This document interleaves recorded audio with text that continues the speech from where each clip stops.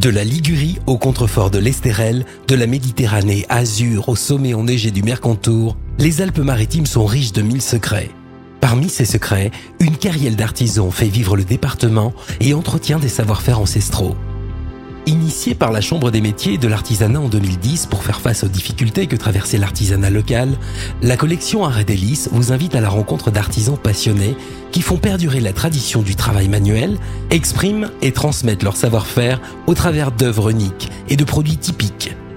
Protéger, embellir, redonner vie, pérenniser sont les métiers de cet homme d'art qui manipule des ouvrages tous exceptionnels. Frédéric Beaunieu est relieur à Nice et offre ses services aux amoureux de livres, mais pas seulement. J'ai repris une entreprise d'une personne qui partait à la retraite il y a presque 10 ans maintenant. On était installé dans le Vieux-Nice et maintenant on s'est installé dans cet atelier. Le travail consiste à recouvrir les livres, leur donner une deuxième jeunesse un petit peu. On peut utiliser du cuir, on peut utiliser du papier, de la toile, on fait de tout de A à Z. On reprend les coutures, on refait les dorures, les montages, les cartons.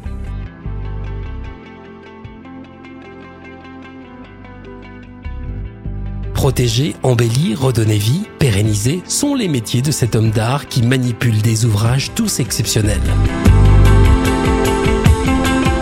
En clientèle, on a des administrations, des bibliothèques, des bibliophiles, des collectionneurs, des passionnés du livre, des gens qui veulent restaurer leur bibliothèque, des musées, des galeristes, tout type de clientèle, puisque c'est quand même assez large au niveau éventail de fabrication. On peut faire aussi de la création, si vous voulez un album photo avec des reliefs ou avec quelque chose de spécial, on peut le faire.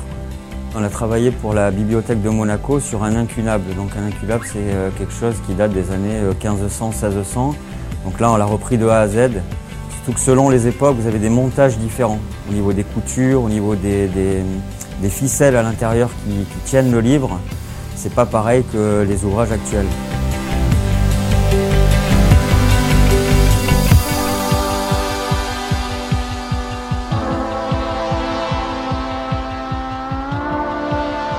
On adapte en fait tout par rapport au désir du client. On essaie de répondre au mieux à leurs désirs.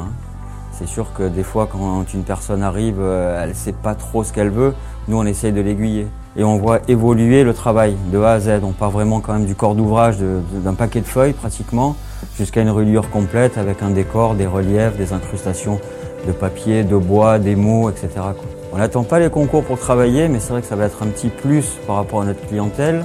Là, d'ici 2 ans, il y a le meilleur ouvrier de France qui va se mettre en place, puisqu'on attend les délibérés et exactement les sujets qui vont sortir. Avec la Chambre des métiers, on travaille aussi en collaboration pour avoir le label artisan et maître artisan d'art, parce qu'on fait aussi également de la formation. On travaille avec le lycée Pasteur, donc tout ce qui est maroquinerie, travail du cuir, etc.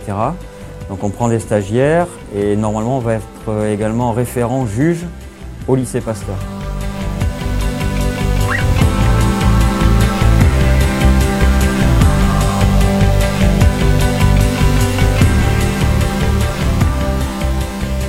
Le support papier va rester. Malheureusement, avec Internet, etc., beaucoup de choses se font dématérialiser, ce qu'ils appellent ou scanner. Mais les passionnés du livre feront toujours travailler quelques relieurs.